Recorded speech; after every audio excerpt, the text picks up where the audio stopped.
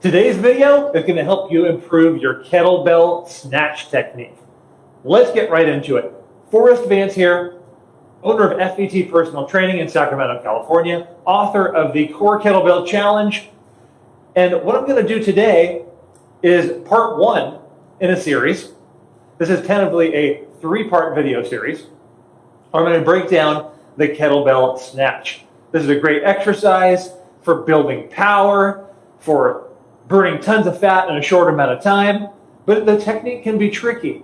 And so we're going to go three parts on this, and I'm going to use the same learning progression that I do with my clients here at my studio, with all my online personal training clients. Let's hop into it.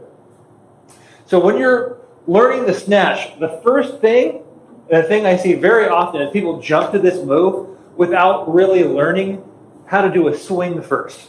So I would go back, review my materials on my YouTube channel, on my blog, on the Facebook page, look at our stuff about how to properly do a swing. Get a kettlebell instructor that's qualified to show you how to swing properly and get that down, because the core of a kettlebell snatch is a proper swing.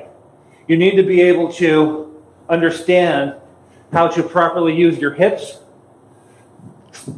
and get the bell to float, and you got to be able to snap and get this bell to the right place, right? If you don't know how to use your hips properly, if you don't know how to hinge properly, if you don't know how to keep your shoulders packed, it's all going to just be amplified when you go to do those snatches. So that's step one. But I'm going to assume you have that covered for this video, okay?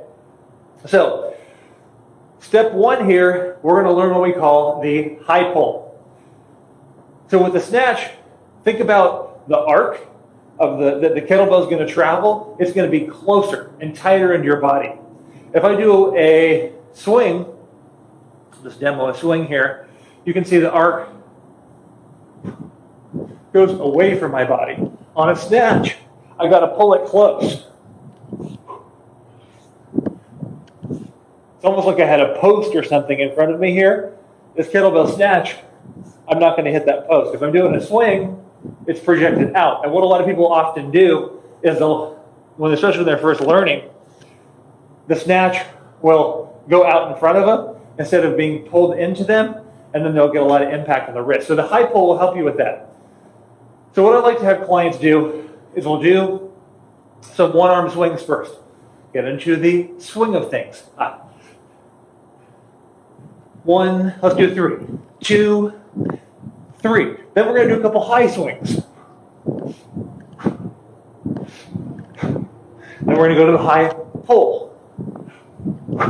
I'll do this, and I'll break down the form for you. Normally we don't do high swings. This is more like a drill to help you get it down. So that's not an exercise in itself. But the high swing, the whole point is to drive the hips harder than you would on a normal one-arm swing. So start with a little lighter bell than you would do your one-arm swings with normally. So I did my regular one-arm swings. The high swing, driving the hips a little harder, and getting this bell to swing a little higher, somewhere around eye level. Okay? Then my high pull, there's a couple of different versions of the high pull that you can do. One is more like an exercise. We're kind of, it's like derived from the Olympic lift. You're kind of like working some of those muscles like your rear delts and stuff, upper back, traps. This high pull is really just more to set you up for snatches. So what you're trying to do in the high pull is you have that high swing, and then you're basically pulling the bell into your body and just trying to kind of get it weightless here up at the top. So one arm swing normal. Now I'll go high swing. Now I'll do high pull.